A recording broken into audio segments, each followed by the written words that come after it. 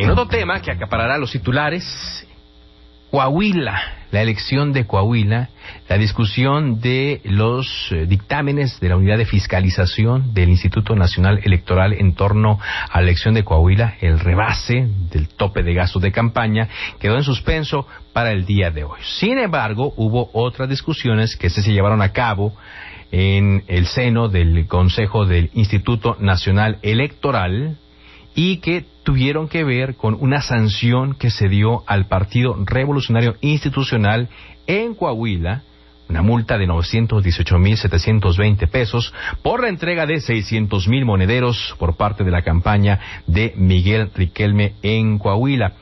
Esta fue una decisión que se tomó por 7 votos contra 4, y lo que llamó la atención es que no se sancionó al PRI en el Estado de México, que entregó pues una tarjeta similar.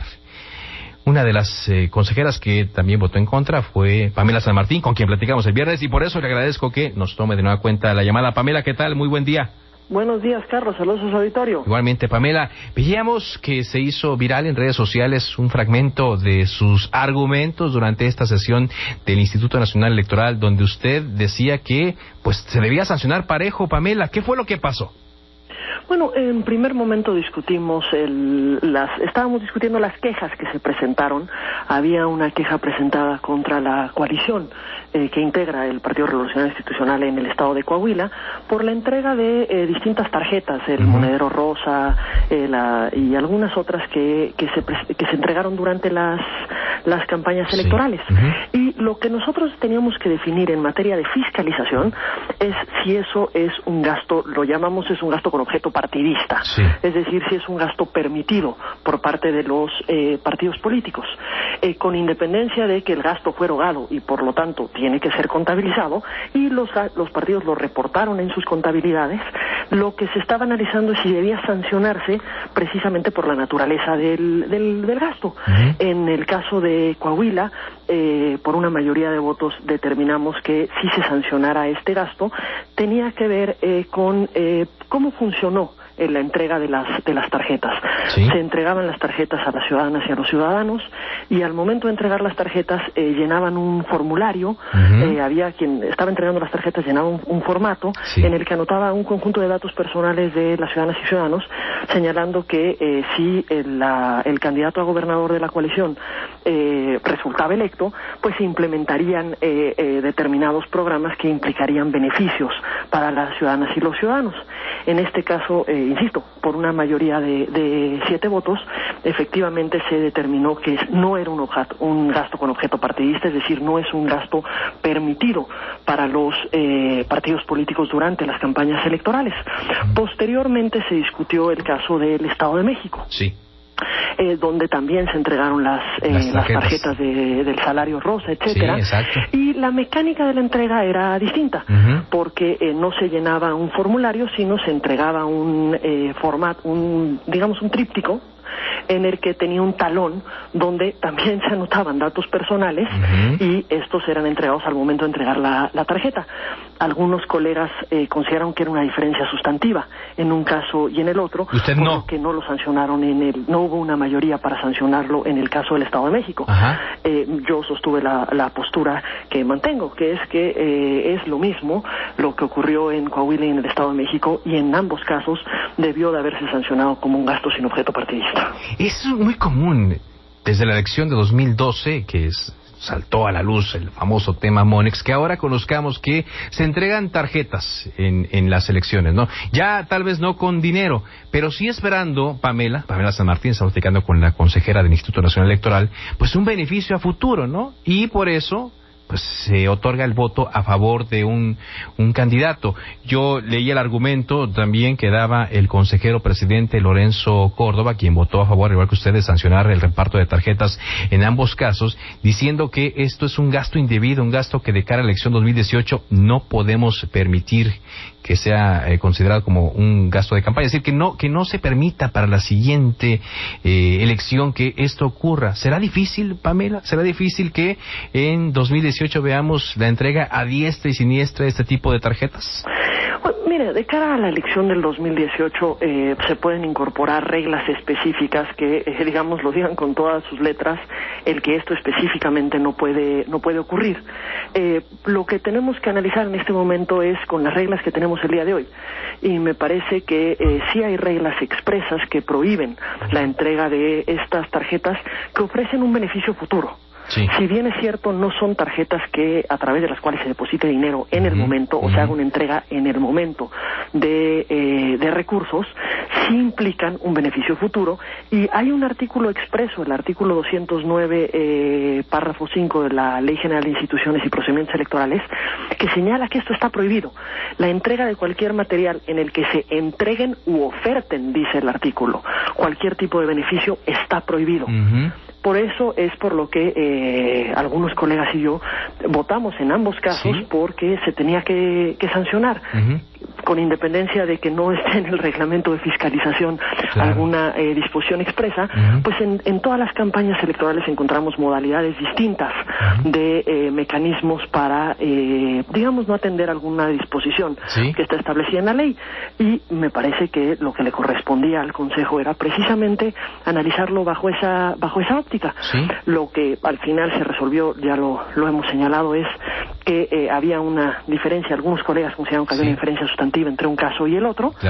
Me parece que sustantivamente no la había, que con independencia de que no haya una persona ajena al ciudadano que recibe la tarjeta, que sea la que está levantando los datos. Pero si tenemos un talón donde también se anotan los mismos datos, aunque los anote la ciudadana o el ciudadano, pues tenemos la misma práctica, y es la misma práctica de ofertar un bien futuro. Están en el filo, Pamela, porque pues yo no sé si es interpretación de la prensa, pero leyendo los periódicos del sábado en la mañana, pues entendía que se protegió al PRI en el Estado de México, que se protegió el triunfo de Alfredo del Mazo. Al menos esa fue la impresión que a mí me quedó. Bueno, aquí creo que no es, este caso es un tema en el que no tiene que ver con lo que se contabilice para las erogaciones. ¿A qué me refiero? En los dictámenes se revisan dos cuestiones distintas, los dictámenes de fiscalización. Por un lado, se hace la sumatoria de los gastos que eroga cualquiera de los contendientes en la elección, tanto de los gastos reportados como los gastos que no reportan y que la Unidad Técnica de Fiscalización detecta a través de distintos mecanismos. Cuando se suman todos estos gastos, se determina cuánto es lo que cada uno de los contendientes gastó, y esto se compara con el tope de gastos de campaña para determinar en su caso un posible rebase de topes de gastos de campaña. Y por otra parte, se determina qué conductas se deben de sancionar, con independencia en algunos casos de que hayan sido o no reportadas.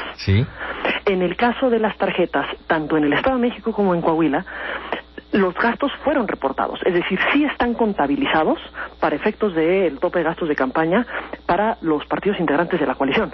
No es un gasto que se haya detectado y que no haya sido señalado por los propios contendientes. Aquí ante lo que estábamos era una sanción por un gasto indebido. Y lo que se determinó fue no sancionar en el caso del Estado de México y sí sancionar en el caso del Estado de Coahuila. Pues sí. Bueno, otra cosa que llamó la atención también, Pamela San Martín, fue la determinación en torno a Eva Cadena, que decidieron o que dictaminó y decidieron votarlo ahí en el instituto, que pues no, lo que vimos en los videos no infringía las leyes electorales. ¿Es así? Lo que se votó por la mayoría de los colegas en el Consejo General fue que no podíamos conocer el fondo del asunto porque se trataba de grabaciones ilegales. Es decir, no hay un pronunciamiento en cuanto al fondo, en cuanto a si hubo alguna acción regular o irregular, porque la base de la denuncia es una grabación ilegal. Esa fue parte de la discusión que se dio en el Consejo General. Yo no compartí la decisión mayoritaria en ese sentido, porque me parece que con independencia de si hay una conducta ilícita en este caso, que me parece que no es exactamente lo que la ley marca como una conducta ilícita, no es como tal la intervención de una comunicación, es una grabación por alguno de los participantes en la misma, que fue reproducida en medios, y si bien si se tratara de una conducta ilícita, sin duda alguna, toda conducta ilícita debe de ser sancionada por las autoridades, es decir, si hay una intervención de comunicaciones, por supuesto que eso es ilegal, y eso debe de ser sancionado. Pero si hay una posible conducta ilegal que deriva de esa grabación, ¿sí?, me parece que también debe ser investigada. Pues sí, pero sus compañeros no pensaron lo mismo. Finalmente, Pamela San Martín, ¿qué pasó con los dictámenes de la unidad de fiscalización en torno a Coahuila? ¿Por qué se suspendió la sesión el viernes y se va a discutir hasta hoy a las 10 de la mañana el asunto del rebase de tope de campañas en Coahuila? Bueno, el día viernes se decidió decretar un receso porque previo a que empezáramos a discutir los distintos dictámenes, tanto los de Coahuila como los de Nayarit, Veracruz, Estado de México y los de las elecciones extraordinarias en Tlaxcala y Oaxaca, sí, se nos presentó sobre la mesa algunas propuestas de erratas y engroses. ¿Qué es esto? Digamos, algunas modificaciones, ya sea porque se detectó que había un error, que no se había impactado lo que había votado la Comisión de Fiscalización en sus términos. ¿Qué era esto? ¿Como un añadido al dictamen inicial o cómo? Una precisión al dictamen inicial, correcciones al dictamen inicial, sí, y lo que se nos presentó era un documento que se advertía voluminoso, sí, por lo que consideramos que era necesario tener certeza, todas y todos, de qué era lo que contenía. No se trata de modificaciones sustantivas, aquellas que presentó la unidad después de una revisión respecto de las mismas, pero consideramos que era necesario que se pudieran analizar a detalle para poder estar ciertos de cuáles eran los impactos, okay, y de esta forma poder pues emitir una resolución con absoluta certeza y con absoluta transparencia hacia todos los contendientes, hacia la ciudadanía, respecto de qué es lo que se va a votar. Y por eso el día de hoy a las 10 de la mañana iniciará la sesión del Consejo General, bueno, y el día de hoy ya se votarán estos dictámenes. Okay, pero nada extraordinario, porque también trascendió que se estaban tambaleando los dictámenes de la unidad de fiscalización, que no eran tan sólidos como los escuchamos en un principio, y bueno, ya sabe que este tipo de cosas siempre despierta suspicacias, Pamela. Sin duda, pero me parece que el día de hoy en la sesión será relevante el ir discutiendo cuestión por cuestión dentro de esos dictámenes. Si hay modificaciones que se deben hacer a los mismos, pues hacerlas, precisamente para poder llegar a una conclusión cierta y que sea absolutamente transparente respecto de cualquier modificación que se haga a los dictámenes. Lo que tenemos en la mesa en este momento es un proyecto que nos turnó la Comisión de Fiscalización, que es el ámbito para poder procesar el primer proyecto, y la decisión en definitiva quien la tome es el Consejo General en pleno. Así es. Y en una sesión pública en la que todos podremos poner sobre la mesa cualquier tipo de preocupación o cualquier tipo de modificación. Muy bien, Pamela, pues seguiremos muy de cerca esta sesión a partir de las 10 de la mañana y de ser necesario platicamos en los siguientes días, de ser necesario platicamos con usted para que nos aclare cómo se toman estas decisiones. Muchas gracias. Gracias a ustedes. Gracias, Pamela San Martín, consejera del Instituto Nacional Electoral. Así es que hoy hay varios frentes informativos abiertos. Uno de ellos es el futuro de la elección de Coahuila. Así es que el Consejo General del Instituto Nacional Electoral decide avalar estos dictámenes de la Unidad Técnica de Fiscalización que señalan que se rebasó el tope de campaña por más del 5%, lo que la ley establece que debe anularse la elección. Pero esta no es decisión del Consejo General del INE, como lo hemos insistido, tendrán que enviarse al Tribunal Electoral del Poder Judicial de la Federación, si es que así lo aprueban, y será el tribunal el que determine si se anula o no la elección para gobernador en el estado de Coahuila, anular este triunfo de Miguel Riquelme, quien por cierto sigue guardado. No han dado declaraciones después de que se conoció el contenido de estos dictámenes. 8:32, vamos a una pausa, regresamos con mucha más información en la primera emisión de Noticias MBS. Estás escuchando a Luis Cárdenas en